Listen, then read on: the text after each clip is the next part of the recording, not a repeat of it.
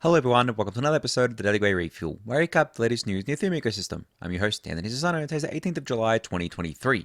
Right, everyone, let's get into it. So, Gary Gensler has, replied to the ruling that the courts made last week in the SEC versus Ripple case, and he said that he was disappointed that the court ruled that XRP is not a security. And I quote tweeted this news and said, "I'm disappointed with pretty much every single thing Gary Gensler has done since becoming the head of the SEC. It's time for him to delete his account and resign." So I wanted to just talk a little bit about this and expand on my comments here. For starters, I don't believe Gary Gensler should be disappointed in a personal capacity about this, given that he is representing a government regulatory body and his personal feelings really shouldn't play into this. And we know that they have been, because he is, in my opinion, a compromised regulator. He is not looking at these cases and bringing these cases against crypto companies in an impartial way. He definitely has his own agenda. Now, what kind of lends more credence to this fact is the fact that today as well, I believe Gary Gensler said that he was basically going after AI companies or something like that, or going after AI in general and trying to protect investors from AI-related securities fraud. And when I saw that, I'm just like, oh, okay, Gary, you're doing exactly what I thought you were doing. You're just going after the, most popular thing at the time in order to get yourself in headlines. And that's exactly what happened, right? All the headlines are now reading Gary Gensler is going after AI because AI is the buzzword right now. It's a thing that everyone is talking about.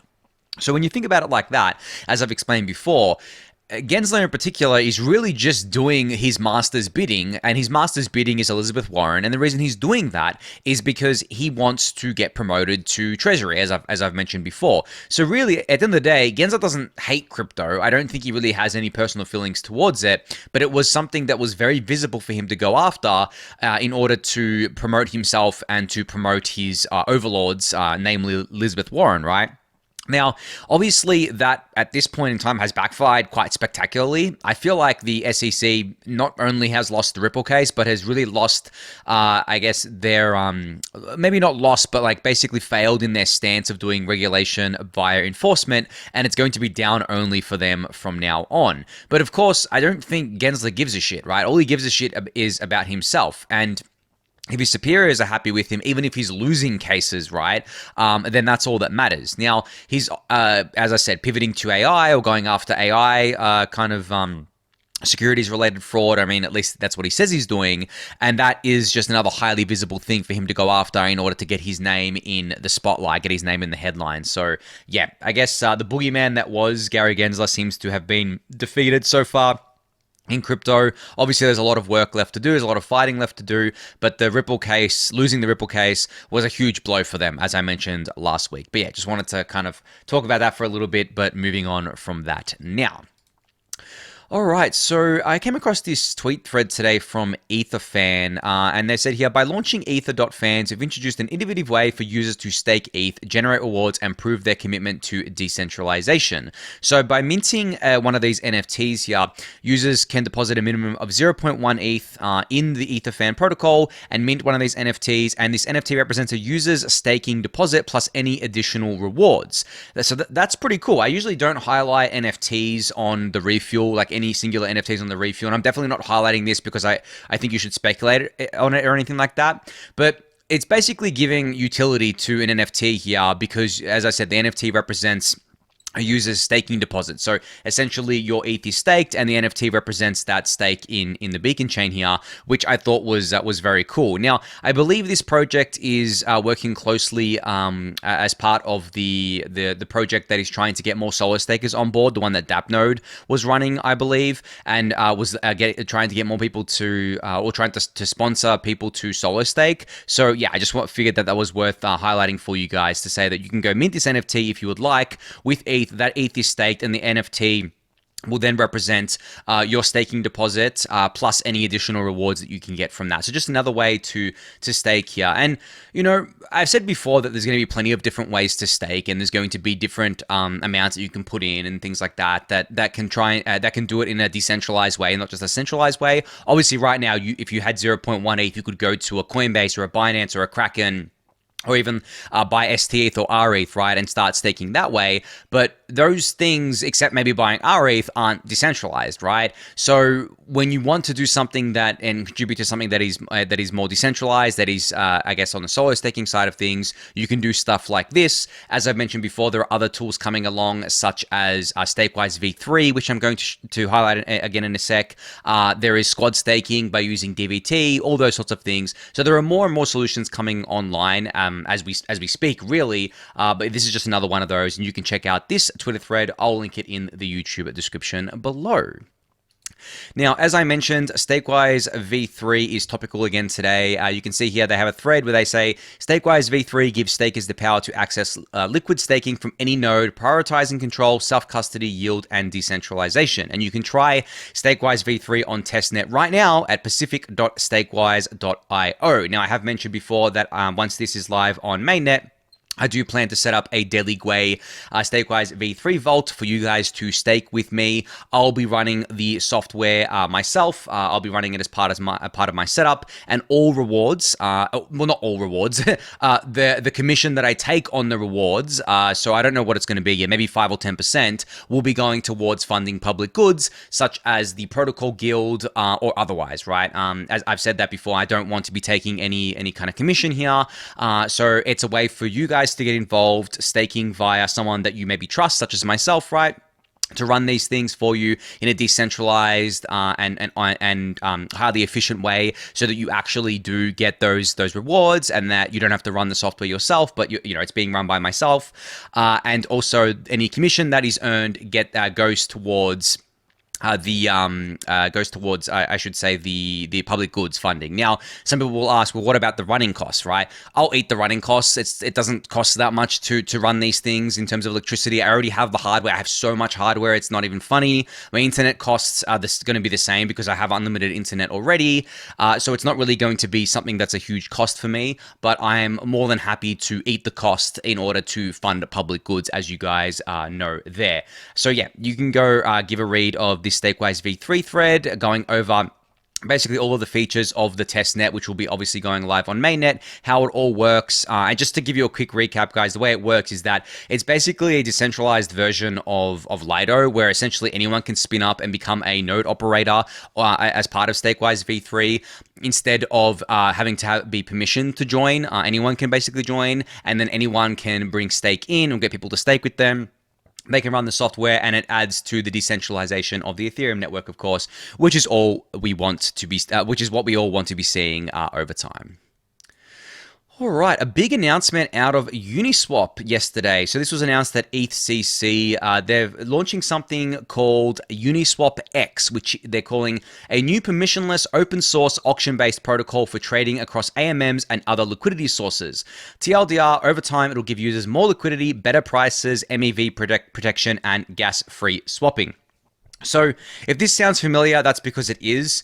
For all intents and purposes, UniswapX is basically, I'm not going to say it's the exact same thing, but it's very similar to CowSwap, right? And for anyone who's used CowSwap before, you'll know what I'm talking about. It gives you that gas-free swapping, that MEV protection, gives you better liquidity, better trades, because it's using those off-chain orders that UniswapX is going to be using. Now, this is all described in this Twitter thread here, how this is basically achieved, and you can check this out for yourself. I think this is really, really cool. I think it's good to have more of these products and services, or these types of products and services out there from trusted brands. And as I said, CowSwap exists. 1inch, I believe, has a version of something like this. I think there are a couple of other protocols as well, but Uniswap has the biggest brand in DeFi by far, I would say. So them bringing out something like this obviously means that more people are going to be using it because the Uniswap brand is just so strong. But this wasn't the coolest thing that they announced, I believe. They announced something else, which has got to do with cross-chain, and they said here, later this year, we'll launch a cross-chain UniswapX that combines swapping and bridging into one action. Swappers will be able to swap between chains in seconds. This includes native asset swaps, reducing the need for bridge tokens. Now, the reason why this is a bigger deal in my mind is because people have always gone on about the liquidity fragmentation issues of L2s, right? And I've talked about how we have plenty of solutions for that already, like cross-chain bridges and stuff like that. But the cross-chain bridges, they're relatively slow still. They're not, they can't do things in seconds. It usually takes minutes to do it. And if you're not in a rush or anything like that, that's totally fine. But with what Uniswap is launching with UniswapX, you'll be able to swap between chains in seconds by using this kind of off-chain order book system here. So essentially what that means is that if you're on Optimism, or OP mainnet I should say, and you want to trade ETH for a token that's only on Arbitrum 1, you can do that through this tool, and then you'll have the token on Arbitrum 1. Or I believe you could also have the token still on OP mainnet. It just sources the liquidity from Arbitrum 1. And as I said, the reason why this is possible is because it's done off-chain. You sign the order, and then an off-chain ecosystem of kind of, I think they're called, no, I don't think they're called searches. There's another name for it. I've lost the name on me right now. But yeah, that would happen, and it would happen in a way that protects you from MEV, in a way that allows for gas-free swapping, because the gas fee is basically baked into the price, and you get better execution across the board. That to me is the bigger announcement of this, because it, not once and for all, but it solves a huge pain point of the L2's kind of like cross liquidity issues here, or liquidity fragmentation issues. And as I've said before, that was an issue that was going to be solved. It wasn't a fundamental issue that would be a showstopper for L2s, and Uniswap has kind of done it with UniswapX here. And there's still all those other bridges that are out there, and people are still going to use those sorts of things. I mean, at the end of the day, if you don't want to swap, then this is going to be useless for you, right? For example, if you want to take your ETH from OP mainnet to Arbitrum 1, well, you're not going to swap your ETH into something else and then swap that on the other chain back to ETH, because you'll probably be worse off from a fee perspective, because you'll be paying the exchange fees, but also it's a tax obligation for most of us, where we have to record that as a capital gain or loss, and then the cost basis is reset, and it's just unnecessary tax burdens. Whereas bridging the ETH from OP mainnet to Arbitrum 1 will be done via these bridges that we all know and love, and it doesn't matter if it takes a few minutes. Like, honestly, I never gotten to a point where I've been frustrated with waiting even like 20, 30 minutes for assets to be bridged across chains, because nothing I do is that time sensitive. And those that time will come down as well over time. It's not going to be that long. And there's also going to be other ways of natively bridging between these kind of things and interoperating between them without having to do swaps. But for people who want to swap, people who want to source liquidity from all these different L2s, and especially the people filling the orders, this is huge. This is absolutely massive, and I think people are underrating just how big of a deal this is, and I can't wait to see it go live later in the year. So you can check out the whole UniswapX announcement for yourself if you haven't yet. I'm sure you guys have already seen it, but that was my take on it. You can check this out. I'll link it in the YouTube description below. All right, EthGlobal has announced the hackathon that I forgot to cover from a few days ago. So this new virtual hackathon is called Superhack, and this is being hosted from August 4th to August 16th, and it is a EthGlobal event that is that they're running in order for people to experiment with the OP stack, surrounded by first movers in the ecosystem, such as obviously Optimism, Base, WorldCoin, and Zora. So the fact that this hackathon starts on August 4th, is this when OP mainnet is going to be live? OP mainnet. Is this when base mainnet is going to be live for everyone on August 4th? It could be, but they said early August. So, I mean, it fits nicely in there. But even if it comes earlier or later, I don't think it really matters.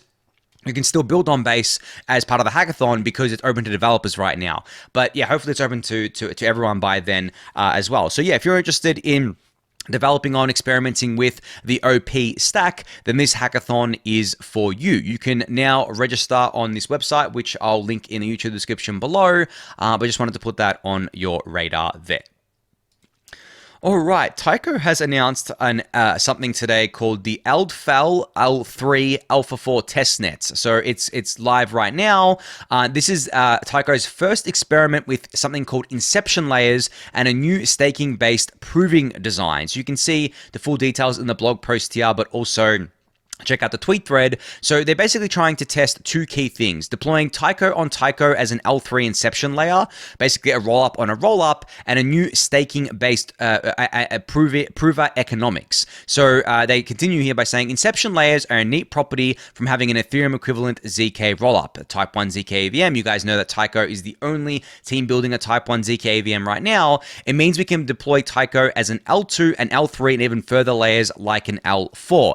Now, for those of you who confused of what this kind of looks like in practice, basically it looks like this graphic here, where essentially you got Ethereum as the L1, then you have Taiko as an L2 that settles to Ethereum L1, then you have Taiko as an L3 that settles to Taiko as an L2, which settles to Ethereum as an L1. So it's like Taiko all the way down, but basically each layer up settles to the layer below it, which then settles to the layer below it, and then settles to Ethereum layer 1 because that is the final layer.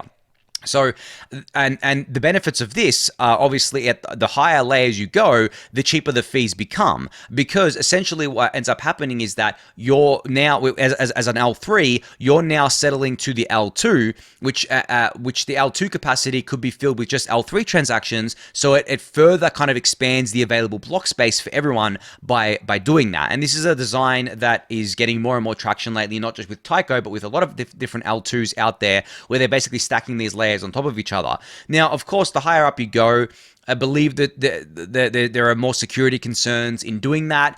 I think that for DeFi, it's probably just going to remain L2 most of the time, for high value DeFi at least. L3s could be used for things like, and L4s and stuff like that could be used for things like NFTs and crypto games and low value things.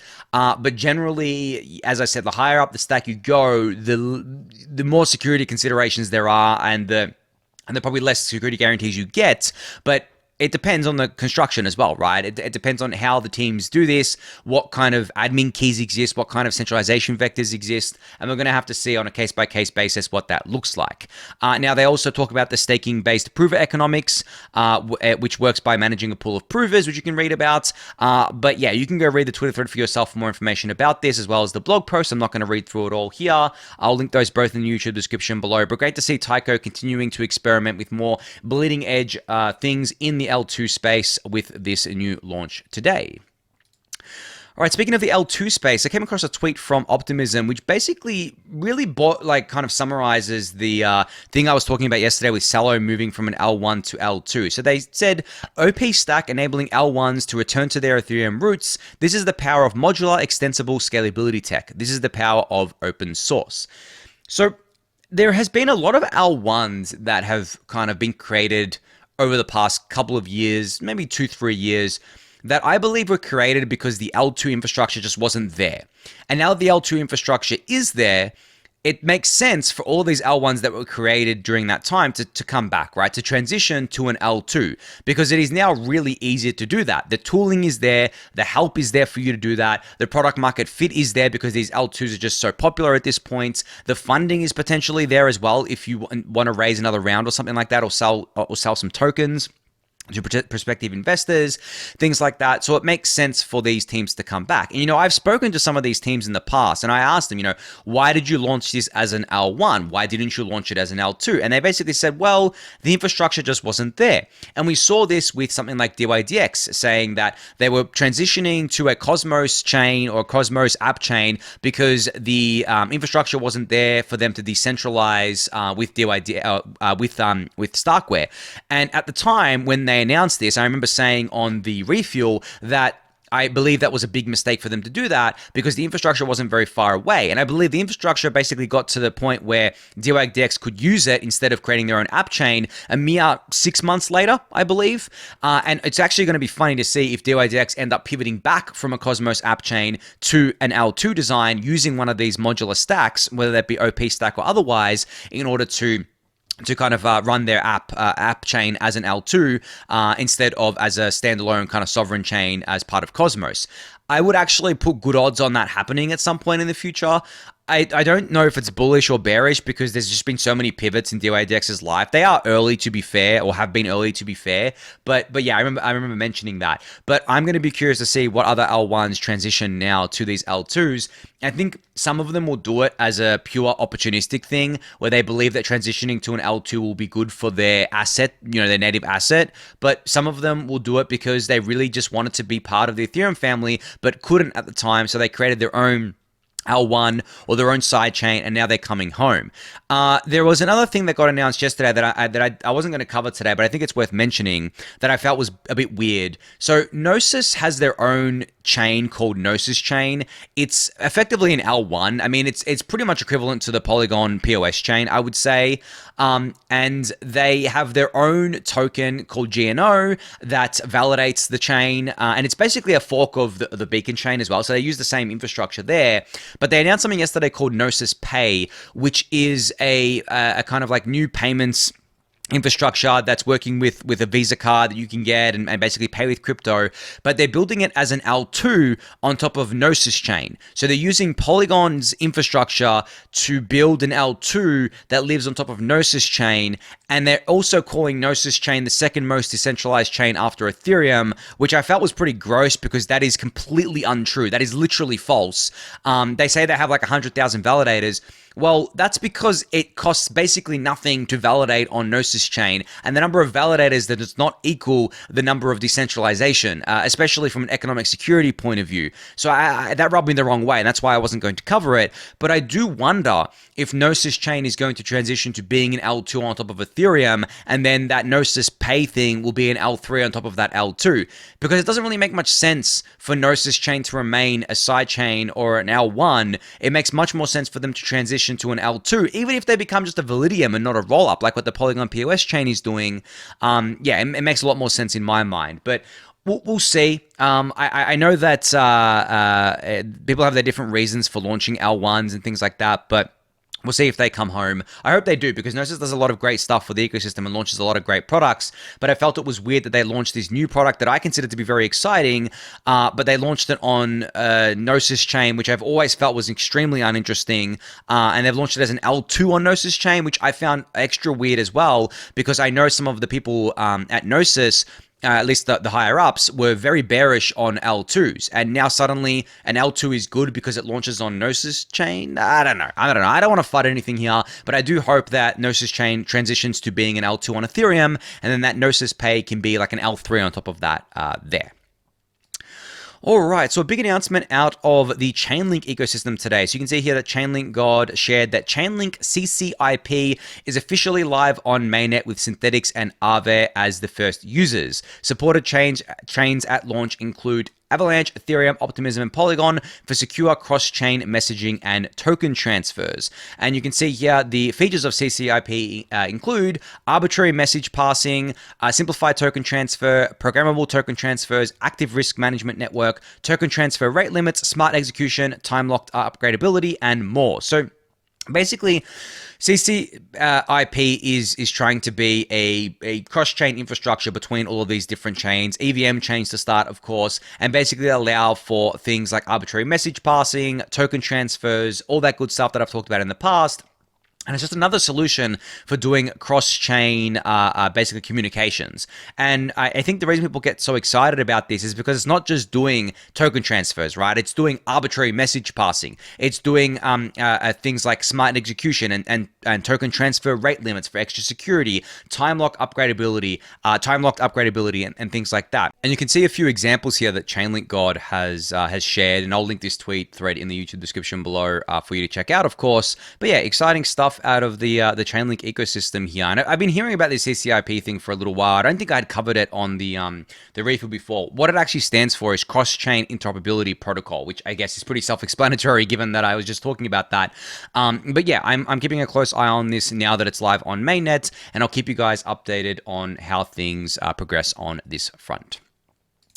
All right, last up here, just a shout out that a reminder here from 0xNGMI, who says, reminder to disable batched requests on MetaMask. It's enabled by default and it links all addresses on MetaMask to any RPC you use, making it possible to link all of your addresses together. To disable Go to settings, security and privacy, batch account balance requests. Yeah, this is kind of shitty that this is enabled by default, to be honest, because if you're using any RPC out there, it doesn't matter what it is, and you have all of your addresses in MetaMask, such as your hardware wallet addresses or your hot wallet addresses on MetaMask, doesn't matter what address it is, it will send all of that to the RPC, and then that can be correlated, and all of your addresses are basically doxed to whoever has access to that data on that RPC, and then that data could be on-sold depending on the RPC that you're using. So not great. Disable it if you use MetaMask. I'll link this in the YouTube description below if you forget. It's under settings, security and privacy, batch account balance requests here. But yeah, as I said, I'll link it in the YouTube description below. Now, of course, to round out today's episode, I wanted to talk a little bit about price. Now, I don't usually do this, but of course I'm talking about it today because I have gotten messages over the last couple weeks, I guess like the last week especially, because I have made comments on Twitter before that I don't think that the bull market is going to start until sometime next year. And then I even put a more accurate date on this recently where I said, I don't think we're going to get new all-time highs on ETH and BTC until the second half of 2024. So next year. And I want to break down the reasoning as to why I believe this. So you can see the chart in front of me here. I've got the last, I guess like the last cycle and the current cycle, or at least the crab cycle, in kind of these brackets here, and in these kind of like defined ranges here. Now I've talked about this before, where I basically said that price stays in a defined range for quite a while in a crab market, right? Once it's bottomed, it tends to stay in a nice range here. Now, you can see the last cycle, and I'll kind of zoom in here for you guys to see this. So this is the cycle from basically the end of 2018 or towards the end of 2018 to midway through 2020. And this shows the defined range that ETH sat in for a very long time. This is the weekly chart. So it may not look like a long time, but it is. And the reason why I've drawn the kind of like lines in this way is that this wasn't the bottom here in September 2018, right? This was like ETH was at $300.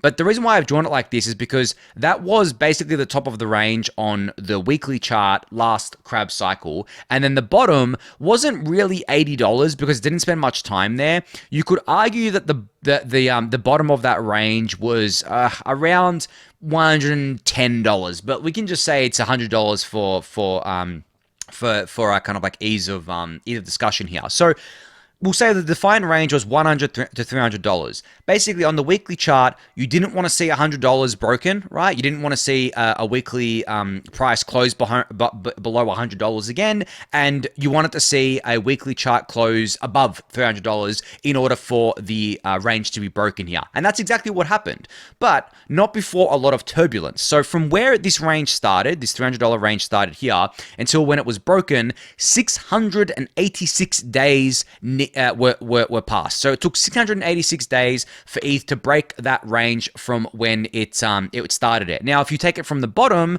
which was $80, it took ETH 588 days to break out of that range there.